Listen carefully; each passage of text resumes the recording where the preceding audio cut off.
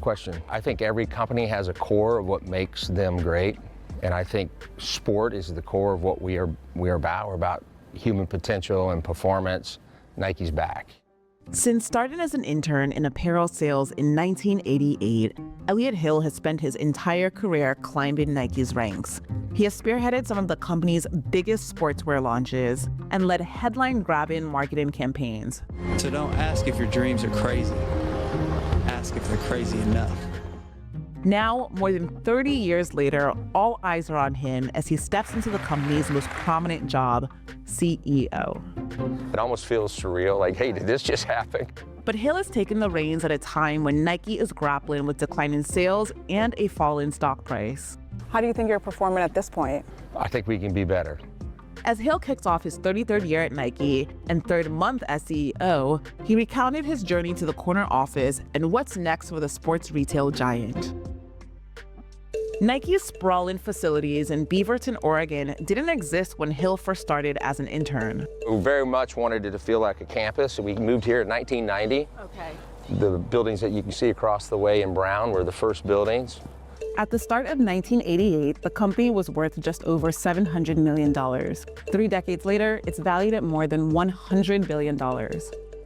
You are Nike's newly minted CEO. How did you get here? I took a sports marketing class, and I wrote a paper around this company called Nike. I fell in love with the company, and I thought, you know, that's the type of company I want to work for. I can combine sport with business. And I was fortunate, there was a guy named Tim Joyce who came to speak at our university, and after he finished speaking, I went up to him and said, I want to work for Nike, and I bothered him for about 6 months, and he finally hired me, and I started at Nike June 1 of '88 as an intern. That internship was a springboard to a lifetime career at Nike. In his early years, Hill held various sales roles, selling shoes to mom-and-pop retailers and driving around in an old minivan. I was driving around in a used Dodge minivan, that's for sure. I drove 60,000 miles a year, and I started out in sales. I worked my way up through the sales organization, different experiences. Hill steadily moved up the ladder, never staying in the same role for more than 4 years. In 2018, he was promoted to president of Consumer and Marketplace, a role he held until 2020 when he retired. But his exit didn't last long. 4 years later, Nike's former CEO, John Donahoe, was out. Nike CEO John Donahoe is going to be leaving the company. During the pandemic, Donahoe's aggressive e-commerce and direct-to-consumer business approach helped drive Nike's share price to a historic high in November 2021. But as the pandemic wound down, market conditions changed, and those strategies started to backfire. The company lost market share and strained its relationships with retail partners, all while losing sales and street cred. The board needed a replacement. Walk me through how this came to fruition, your return to Nike. I had stayed in touch with people at Nike at all levels of the organization. It was a series of phone calls, and you know what? It was a pretty quick decision for me. Nike's share price jumped by more than 6% just a day after it announced Hill would assume the top job. Is there a part of you that felt you had something to prove? I had a great second chapter, if you will, business career. I was doing a number of investments and projects that inspired me, motivated, kept me busy. But I have to admit, there were those moments when I would walk away from a board meeting, as an example, where your responsibility is to steer, guide, suggest, you know, provide thoughts, perspectives. So the thing with Nike is stick to what works.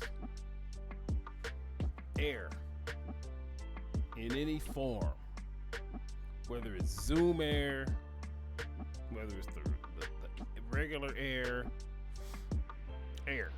that works. You put it in different forms. Jordan. We know what y'all been doing different colors, telling different stories, this, that, and the other. Team Jordans and the sponsorship of players such as Jason Tatum, Zion Williams, those things. Those things work. Where you might be able to capitalize is Converse. I don't really know how to tell you to capitalize with Converse, because Converse had its heyday way back when you had Converse had shoes called the Weapons, and it highlighted Magic Johnson and Larry Bird, and then it kind of took off from there. Back in the day, who didn't want a pair of Weapons? The name alone, Weapons. They were the same shoe, just different color, right? So Magic had the Lakers colors, Larry Bird had Boston colors, and then if I remember correctly, there were some black and white ones, and then there probably was a whole lot of other ones, but the marketing behind that. Now, today, you got to come with a little bit more than marketing. And you have to appeal to a younger audience. Of course, the classic shoes, those are still going to be there. And you guys already do the different colorways and this, that, and the other. But my basic point is, stick with some Air. Stick with Air. Air works. I think Air works 10 times out of 10. Now, Air is at the bottom of the shoe. What's on top of the shoe? Why would I buy that shoe? And shopping habits are a whole lot different than they were back in the day. We're going to look online. The biggest factor is price, and not necessarily what they cost right now. Price is, y'all, increasing prices. That's the thing. I'm fine with paying upwards of $210 for a pair of Nike shoes. But you know what I'm not willing to pay? I'm not willing to pay $225 as I was shopping today. And I saw a pair that I wanted, and it was $225. So me being a person that has a lot of shoes, I'll just say a lot, enough to fill up at least a standard size closet. 99% of them are Nike/Jordans. Any other 1% is a few pair of Adidas. But it's price. I can buy a pair of $210 Nike Air Vapor Max Plus, because that's actually what I want them right now. But I just don't feel like I can put a trigger on them, because I'm looking for a deal. And then when I'm shopping, looking at, oh, these are nice, $225 for what? Why are these $225? The Vapor Max Plus, they only tell a story based on, what was it, Nike Air Max Plus? That's where they get their story from. Let's not play. We love stories. Why these shoes are what they are, how did they come into existence, things of that nature. You know what? We can live in fantasy world for a little bit, just a little bit, just that. But stay with what works. Y'all gotta consider price Nike. I'm telling you, we already know what we gonna pay for Nike.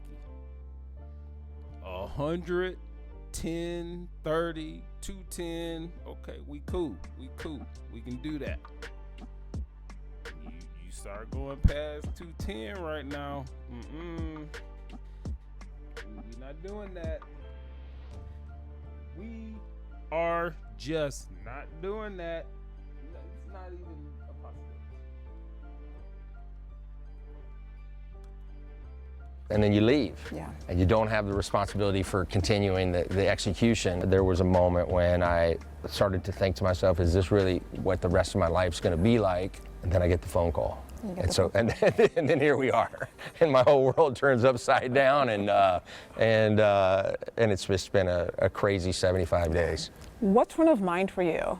The next 30 days, the next year, the next 5 years? Well, the first 60 days were a sprint, I'll tell you that. Sure. What I wanted to do first and foremost was to re-engage with the team. So I spent the first 60 days, and my first day in the office, I did an all-employee meeting, brought everybody together, had a fireside chat so they could get to know me. We get to work in sports. We do. That we do. That we do. What are they telling you? What are you hearing? Where we're headed, which is around celebrating the passion and emotion of sport, that excites them, that gets them motivated. That's what we have to do more of. That's when we're at our finest, is when we put athletes at the center of everything we do. We take the insights from those athletes. That's what drives our product innovation pipeline. That's what drives those emotional and inspiring stories that we tell. Those athlete stories have become synonymous with Nike's brand. 26 times I've been trusted to take the game-winning shot and missed. From Michael Jordan and LeBron James to Serena Williams and Ronaldo Nazario. This is the Ronaldo pitch, as we call it, the Ronaldo field. And so to celebrate him and all that he means to Nike, we dedicated the pitch in his name. And then, of course, we have the statue here. And we've been fortunate to continue our relationship with him, even beyond his playing days. Hill sees those athlete partnerships as a crucial element of Nike's past and future success. As Nike's Vice President of North America, Hill forged a strong partnership with Michael Jordan and was instrumental in encouraging the basketball legend to expand his brand globally. The strategy has paid off, with sales growing to over $7 billion annually in 2024. Now, Nike is looking ahead.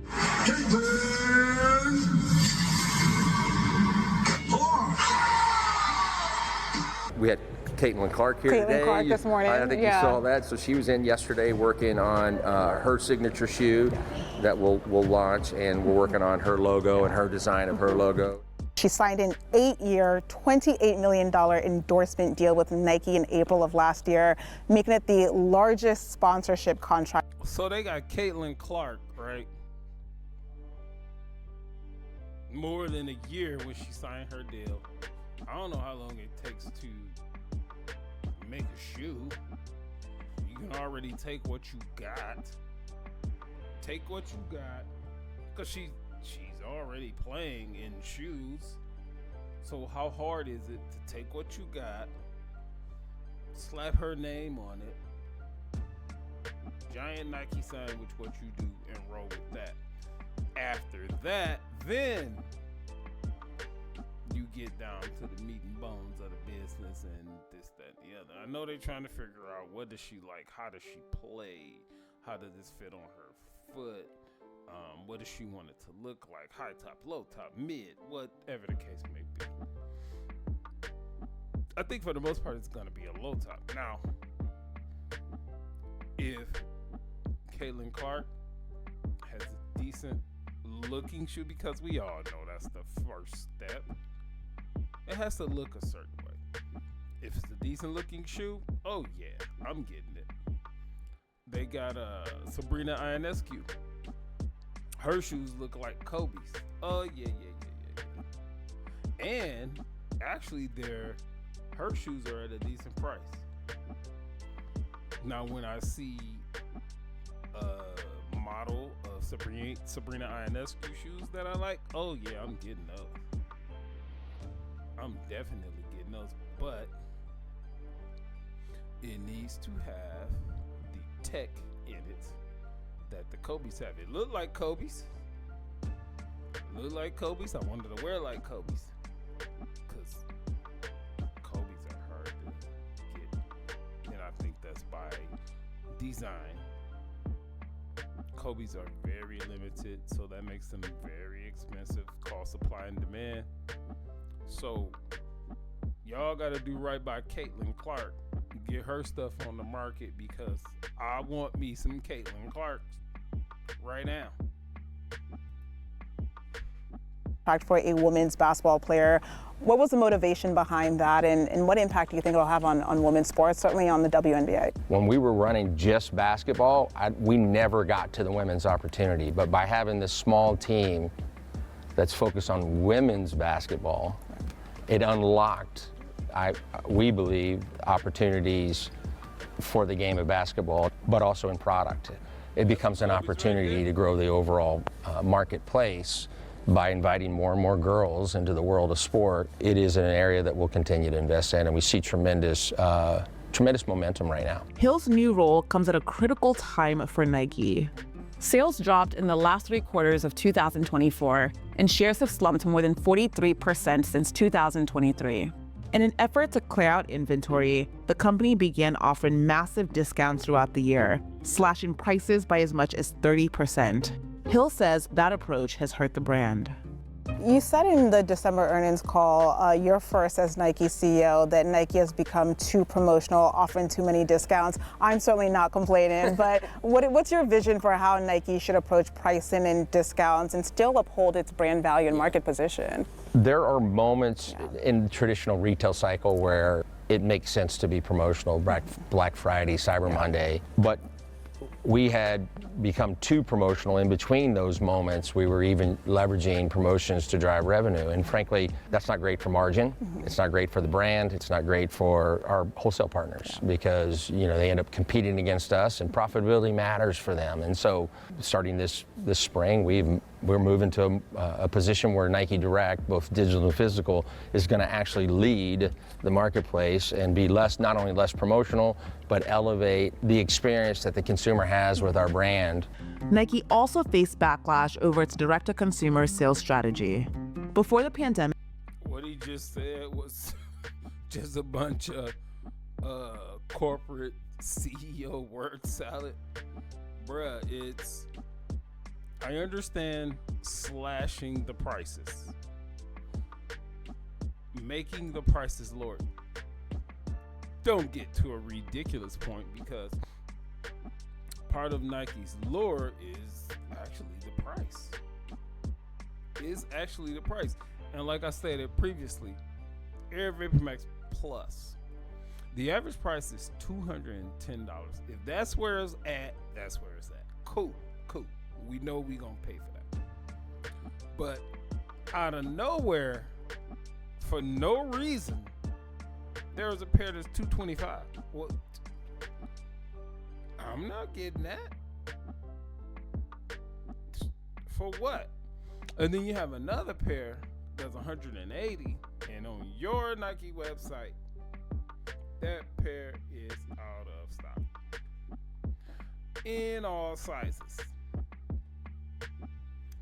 Just one person, anecdotal, I see what it is, but if anybody go on there looking for a discount and they want to buy, they're ready to buy, they will buy. Solve that problem.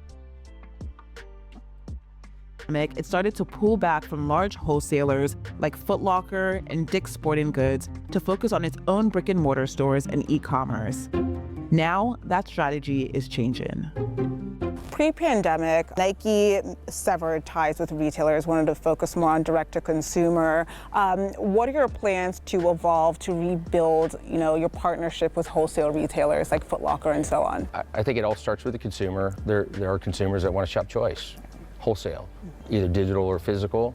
And the good news is it's a space that I spent a big part of my career. I have great relationships with our retailers, made it very, very clear to our team, first and foremost, that we were going to run a balanced marketplace. And I've had countless numbers of phone calls and meetings already with them, making certain that they understand the importance that they play to our brand and the development of our brand. That's been a great reception, by the way, from our retailers, are saying, okay, Nike's back.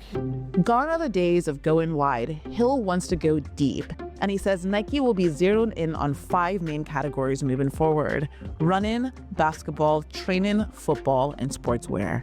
I live in Manhattan. I run in Central Park. I see a lot of people wearing Nike running shoes, but I also see On Running. Yeah. I see Hoka's, right? A lot of these brands that have eaten into Nike's market share. So what are your thoughts on how you go back to reestablishing yourself as the premium athletic brand? And what do you see as the #1 driver for growth for Nike as we move forward? Yeah, it does always come back to have new, different, innovative, coveted, beautiful product. The lineup that we have in running is the strongest lineup that I've seen since I've been here, top to bottom, across the board. And we have to have those retail partners to help us take shelf space, open to buy, and market share from our competitors, because frankly, we left it open. Ultimately, we have to earn our way back onto the shelves. It's that simple. You've repeatedly made this reference where you say we're going back to sport. Sport is at the heart of our brand. When I think of Nike, I think sports apparel. So what do you mean by that? We were running what we called the gender offense, so men's, women's, and kids.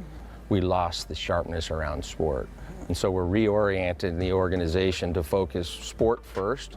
So think running, think basketball, think football or soccer, and then gender second. By lining it up by gender, it also helps us find opportunities specifically for that gender, whether it's color and material that's different for a man versus a woman. Another big focus for Hill is product innovation. This is the LeBron James Center, and it's all about advanced R&D and innovation. And it's, without question, we believe, one of the most foremost centers of innovation, of athletic and human performance. Hill still recalls the 1988 unveiling of Nike's now famous Just Do It campaign. I'm thinking of being a lawyer. Just do it! He also led launches of footwear for elite athletes. But in recent years, critics, including investors, say Nike has fallen behind in the innovation race. What does product innovation look like for Nike as you move forward? We have a team of people that are already working on product in 28, 29. What's that look like? So long-term, very futuristic innovation. The best innovation does come from an athlete, how to make you run faster, jump higher, be safer, move quicker. For Nike, many of those insights came from athlete partnerships. Nike's at its best when we have an athlete, and we have a great relationship with that athlete, and we're able to partner with that athlete to take insights from their game, and in this case, obviously basketball, and to build the product around that individual's game. In this case, it happens to be LeBron James. He's very involved in the footwear that he wears and how it looks, how it fits, how it performs. Here's just a representation of some of the great executions that we've done with him. Few are as familiar as Hill with the history, people, and inner workings of Nike. Despite 3 decades of experience and a clear enthusiasm for the CEO role, he has his work cut out for him. In your 60 days as a CEO, what have you learned about yourself? What have you learned about leadership? I have to be who I was, always. I have to remain authentic. Just because I have a title and a new responsibility, it can't change how I show up, because I think if I do, people will see it, smell it, sniff it, and I've done some just real tactical things to try to do that. And it sounds so simple, but I go get my own coffee in the morning, and I go get my own coffee in the afternoon. I work out in our gyms here every morning, and I move around the gyms and the coffee places so that I can interact with more and more of our teammates. You can't let a... So yeah, that's the new CEO of Nike. I don't think he said anything substantive to move Nike forward. Of course, he has a job to do. He's gonna, execute whatever plan that he has. I was going into this because I haven't seen the video before. I was going into this looking for something from him to kind of like bite on and be like, okay, why would I want to buy Nikes going forward, or Jordan, or Converse? And it's not gonna stop me from buying Nike or Jordan. I ain't buying no fucking Converse. Get out of here with that. But there's nothing he didn't give me anything, and I mean that's it. You know, no hate, no shade. I'm still going to, as soon as I end this video, I need some more Air Max 97s. I need them in a different color. Air Max 97s, one of my favorite shoes. I'm gonna go and look for a pair of Air Max 97s that I do not have, because I think I got probably every colorway and every material with Air Max 97. So, but I want another pair. So that's going to be the end of this video. So if you're on Facebook, like the video, comment on the video, share the video. Once you venture on over to YouTube, because I know y'all on YouTube, Mr. Info 5000 on YouTube. Peace.